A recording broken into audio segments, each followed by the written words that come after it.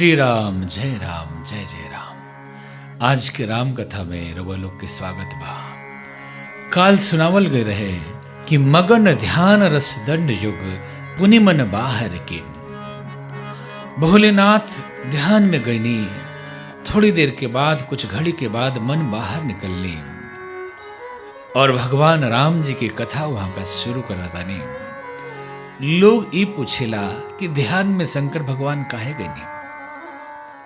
जे बोले वाला बा, जे वक्ता बा कितनो ज्ञानी होखो, लेकिन सुनावे खातिर जे श्रोता बा ओकरा स्तर पर उतरे के पड़ेला। तो भगवान भोलेनाथ ब्रह्म में लीन भइनी, फिर उतर के धरती पर मन के लेनी कि पार्वती जी के स्तर पर, जनता के स्तर पर उतर के वो कथा सुनावल जाओ। भगवान शिव जी राम कथा सुनावतनी, कहतनी कि जोन माया बा जकरा जानला से सब मिट जाला, वही राम जी की कथा हम रवा के सुना रहल बनी। पार्वती जी गोस्वामी जी वर्णन कईनी। बंदव बाल रूप सोई राम, बंदव बाल रूप सोई राम। सब सिद्धि सुलभ जपत जी सुनामो, सब सिद्धि सुलभ जपत जी सुनामो। मंगल भवन अमंगल हारी, मंगल भवन अमंगल हारी। द्रवहु सुदशरथ अजीर बिहारी, प्रभु सुदशरथ अजीर बिहारी। करी प्रणाम राम ही पुरारी, करी प्रणाम राम ही पुरारी। हरसी सुधा सम गिरा उचारी, हरसी सुधा सम गिरा उचारी। हरसी सुधा सम गिरा उचारी। बंदो बाल रूप सोई रामो, राम जी के बाल रूप के वंदना हम करतनी। भोलेनाथ यहाँ कह रहल बने, सब सिद्धि सुलभ जपत जी सुनामो। जिनका नाम जपला से सब सिद्धि ऐसे ही प्राप्त हो जाला। मंगल भवन अमंगल हारी, द्रवों सुदशरथ अजर बिहारी। जिन मंगल के भवन बानी, अमंगल के हरे वाला बानी, ऐसन राम जी की कथा हम सुना रहल बानी। पूछो रघुपति कथा प्रसंगा, पूछे रघुपति कथा प्रसंगा। पूछे रघुपति कथा प्रसंगा। सकल लोक जग पावनी गंगा, सकल लोक जग पावनी गंगा। हे देवी, रवा रघुपति के कथा प्रसंग पूछतानी। ये कथा सब लोक के पवित्र करे वाली गंगा जी के समान बा। जिन्ह हरि कथा सुनी नहीं काना, जिन्ह हरि कथा सुनहि नहीं काना। श्रवण रंध्र अहि भवन समाना। जे भगवान के कथा अपना कान से कभी नहीं सुन ले, ओकर कान कान न हो, वो तो सांप के बील जैसन बा। श्रवण रंध्र अहि भवन समाना। नयन ही संत दरस नहीं देखा, नयन ही संत दरस नहीं देखा। लोचन लोचन मोर पंख कर लेखा। लोचन मोर पंख कर लेखा। नए नहीं संत दरस नहीं देखा, लोचन मोर पंख कर लेखा। जे अपना आंख के संतन के दर्शन नहीं कैले, ओकर आंख आंख ना हा, वो तो मोर के पंख पर बनल वो झूठ मूठ की आंख हा। और ते सिर कटु तुमड़ी समतूला, जिये नवत हरि गुरुपत मूला। वो सिर मुड़ी कड़वी तुमड़ी के समान बा, जोन गुरु जी के सामने और भगवान के सामने ना झुके। और कहतनी कि जिन भारी भगति हृदय नहीं आनी, जीवित शव समान तही प्राणी। जकरा हृदय में भगवान के भक्ति नहीं खे, जिंदे वो मुर्दा के समान बा। मुकुर मलिन अरु नयन विहीना, राम रूप दे खही की मिदीना। राम रूप दे खही की मिदीना। मुकुर मलिन अरु नयन विहीना, राम रूप दे कहीं की मिदीना। मुकुर के मतलब होला शीशा, दर्पण, जो हमें हमने अपन मुंह देखे नहीं। और नयन मतलब आंख। शीशा गंदा होको और आदमी के आंख भी ठीक होको तो चेहरा वो शीशा में दिखाई पड़ी, लौकी ना लौकी। और शीशा साफ होको और आंख से आदमी अंधा होको तब हो ना लौकी। और शीशा गंदा होको और आंख ठीक होको तब हो कुछ ना लौकी। यहां तो दोनों गायब बा। शीशा भी गंदा बा और आंखों नहीं खे। तो शीशा मतलब हृदय के दर्पण। हृदय के दर्पण शीशा है। ज्ञान के आंख होला, ज्ञान के अभाव में आदमी के ना लौके।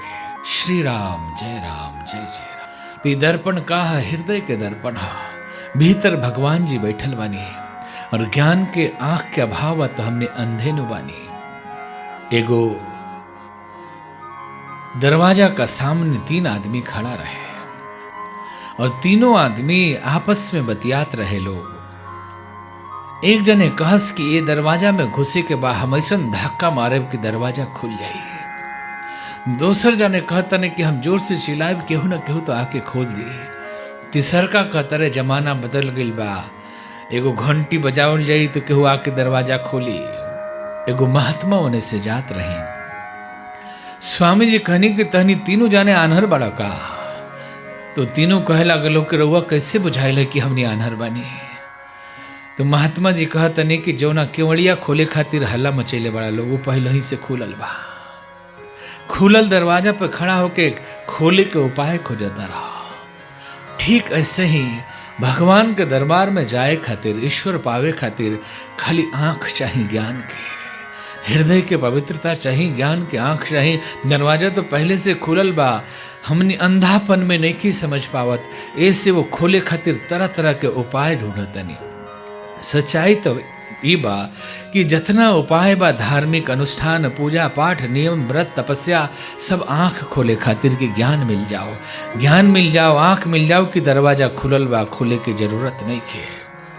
कुछ चीज भुलाओ तो जहां भुलाला वही जा खोजे के चाहिए। भगवान कहाँ भुलाइल बने। एगो बूढ़ी माई उनकर सुई भुला गई। सुई भुला गई तो सड़क पर जाके खोजे लगली। रात होखे लागल। एगो लड़का आयल, बत्ती बार के खोजे लागल। और वह जो ऊपर एगो बत्ती बरत रहे सड़क किनारे, वो बत्ती का जोरा में लोग खोजे लागल। लड़का कहता कि दादी रुआ बताई सुइया केने गिर रहा, हम खोद देव सड़क, बाकी सुई और खोज देव। तो कहली बेटा सुई तो भीतर कमरवा में गिर रहा, भीतर कोठरी में सुई गिर रहा, सड़क पर रुआ खोजता नहीं। तो कहली लोग ज्ञानी लोग कहले बा कि कुछो भुलाए तो अंजोरा में खोजे के चाहिए। घरवा में अन्हार बा, यही से हमें जब बत्ती बरता था चलो नहीं खोजे कि अंजोरा में मिल जाए। तो लड़का कहला कि ज्ञानी लोग ठीक कहले बा कि अंजोरा में खोजे के चाहिए, बाकी जहां भुलाए वही जा खोजे के चाहिए। अनहरिया बात तो अंजोर कह ले के चाहिए। मंदिर, मस्जिद, गिरजा घर, गुरुद्वारा, सब जगह हमने भगवान के खोजे तने। काहे भीतर गईला पर अनहार बुझाता, भगवान भीतर बैठल बने। भीतर अनहार बातो सदज्ञान के सत्संग के रोशनी जलाई, भीतरे भगवान मिले। भगवान दूसरे जगह ना मिले, जहां बानी वही जा मिले। ये वो कथा याद पड़ गई कि एक बार भगवान विष्णु के मन में भइल की धरती पर जाई। लक्ष्मी जी मना कैले कि ये आदमी लोग बड़ा लालची होला, मत जाई। विष्णु जी कहनी कि ना, हमनी की सृष्टि है, यहाँ तो जाही के पड़ी। चल आईनी, धरती पर आईनी, एगो भगत के मंदिर में पहुंच गई नी, प्रकट भईनी। भगत बेचारे बड़ा सीधा साधा रहले, सब लोग के बतावे चल गए कि भगवान आ गइल बानी। अब लोग आयल अतना चलाक लोग रहे कि कहीं भगवान चल ना जाई। तो आवते लोग केहू पाख नोचे लागल गरुड़ भगवान के, केहू चक्र लेके भागल, केहू गदा लेके भागल, केहू शंख लेके भागल, भगवान जी के कपड़ा फाड़े लागल लोग। जैसे सरस्वती पूजा में भसान करे जाना लोग तो सब केस नोच ले वाला लोग किताब में रख दे तो विद्या आ जाइए। बताइयो होला, केस नोचला से सरस्वती माई के विद्या आई कहीं, अरे पढ़ला से विद्या आवेला। अब भगवान वहां से भगनी की बाप रे, तो ठीक लक्ष्मी जी कहल रही, भागे लगनी भगवान। खबर पहुंच गई दिल्ली तक, लोग फोन कर दिलक कि भगवान गइल बनी, देखी हो नहीं। लोग गाड़ी से पीछा करे लगल, भगवान आकाश मार्ग में उड़नी, गरुड़ जी के लेके भागे लगनी। पीछे पीछे लोग हेलीकॉप्टर लेके पूरा दुनिया भ्रमण करत करत भगवान जी भागत अनि नारद मुनि भेटा गनी। नारायण नारायण नारायण कि भगवान ये का हो गइल और हालत है, सब कपड़ा फाड़ दिले बड़ा सन। तो अरे मत कही नारद जी, भक्तन से बताई तनी हमरा के, कहाँ लुकाई जगह बताई। तो नारद जी कहने की वही जा चल जाई फिर धरती पर। बाप रे बाप, ओजा ना जाए हम, वही जा चल जाई, मंदिर में मत जाए, हृदय में बैठ जाए। जाके हृदय में बैठ जाए, बाहर बाहर खोजत रही लोग, भीतरे बैठे रहे। केहू केहू भक्त, केहू जिज्ञासु, जे तपस्या करके ज्ञान के आंख पाई, भीतर जाई, ओकरे राउर भेंट हुई। केहू करवा ना भेटाए। वो दिन से भगवान भीतरे आके बैठ गई। एने उन्हें खोजता लोग, जल चढ़ावता लोग, मेला में घूमता लोग, मंदिर मस्जिद में चक्कर लगावता लोग। भगवान जी भीतर बैठले मुस्काता नहीं। ठीक बाबू, जे असली जिज्ञासु हुई हमरा लगे आई, हम मिल जाए। मुकुर मलिन अरु नयन विहीना, राम रूप देखे कि मिदीना। कई बार धर्म के चर्चा रवा करी तो कई लोग सिखावे लागल कि पगला गइल बना, ढेर बोलता रहे, इनकर मन बहक गइल बा। अलग अलग तरह के बात लोग कहेला। श्री राम जय जय राम कि धार्मिक बात रवा करी तो ढेर लोग कहे लागला कि पगला गइल बड़ा। ढेर बड़ बड़ बात करता नहीं, जेकरा ना बुझाला ओकरा ही खराब लगेला। संसार में भगवान पावे खातिर भले हमने व्रत करनी, तपस्या करनी, उपवास करनी, कांवर ले जानी, चाहे कोनो उपाय करनी, सबके मतलब एक एक होला कि हमनी के हृदय पवित्र हो जाओ। कहे कि हृदय के दर्पण जब पवित्र हो जाला तो भीतर के भगवान दर्शन देवे लगे नहीं। ऊपर गंदगी पड़ रहेला तो भीतर के भगवान के दर्शन ना होला। हमनी के भीतर के आवाज अपन भगवान के देवता के सुन ना पावे नहीं। निर्मल जन मन सो मही पावा, मोहि कपट छल छिद्र जुड़ावा। तुमने आंगन नहीं बुहारा, कैसे आएंगे भगवान। ये घर के आंगन ना भराई तो भगवान आई है कैसे। ये जो मन के कोठरी वो करके साफ करी, भगवान जी कब आ जाए कोनो ठिकाना नहीं खे। कोठरी मन के तू रखिहा साफ बंदे, का जाने कौना घड़ी प्रभु आई जाइए। कोठरी मन के तू रखिहा साफ बंदे, का जाने कौना घड़ी प्रभु आई जाइए। तू बोलई मन के आपन साफ कई के, का जाने कौना घड़ी प्रभु आई जइहे। तू बोलैब मन के आपन साफ करके, का जाने कौना घड़ी प्रभु आई जइहे। कोठरी मन के तू रखिहा साफ बंदे,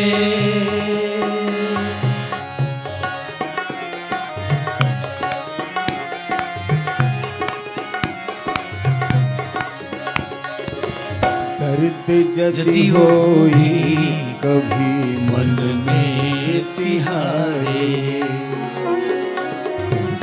खर्च मत करिहा बिना सोचे विचारे। दर्द जदि होई कभी मन में तिहारे,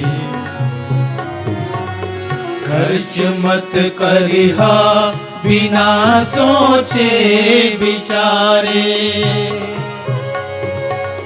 दर्द से रिश्ता सदा प्रभु के रहल बा,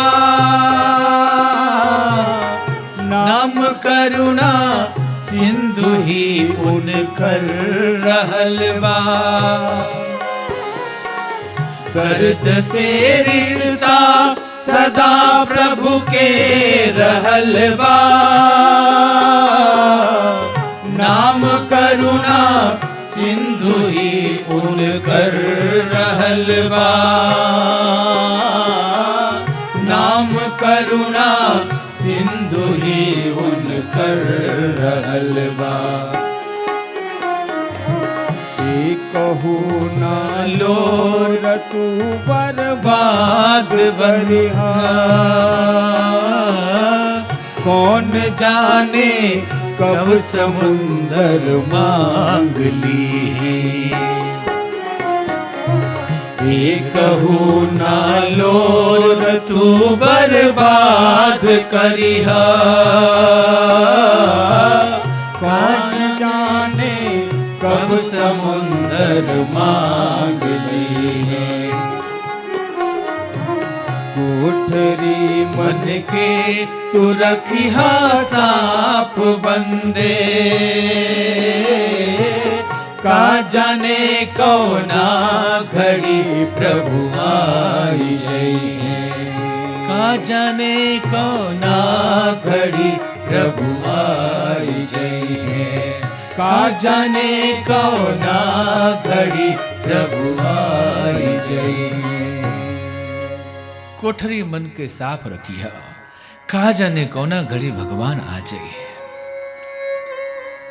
मुकुर मलिन अरु नयन विहीना, राम रूप देखे कि विदीना। इस सब बात भोलेनाथ सुना रहल बानी पार्वती जी के। कहतनी कि सगुन अगुन ही नहीं कछु भेदा, गावहि मुनि पुराण बुध वेदा। कि हे देवी, सगुन निर्गुण में साकार निराकार में कोनो भेद नहीं खे। ये वेद पुराण ये और मुनि लोग सुना रहल बा कि सगुन अगुन में कोनो भेद ना होला। जैसे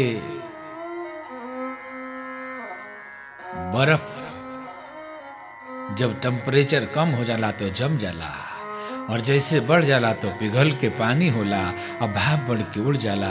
वैसे ही भक्तन के दिल के तकलीफ देख के भगवान साकार रूप में आ जानी, ओकरा बाद फिर वहां का निराकार हो जाने। आज की कथा एजा विराम ली, और आज हमने समापन से पहले भगवान नाम के कीर्तन साथ में कई जाओ। आई भगवान के नाम हमने साथ में लेता नहीं। जय राम लला जय जनक लली, जय जय हनुमत बजरंग बली। जय राम लला जय जनक लली, जय जय हनुमत बजरंग बली। जय जय हनुमत बजरंग बली, बजरंग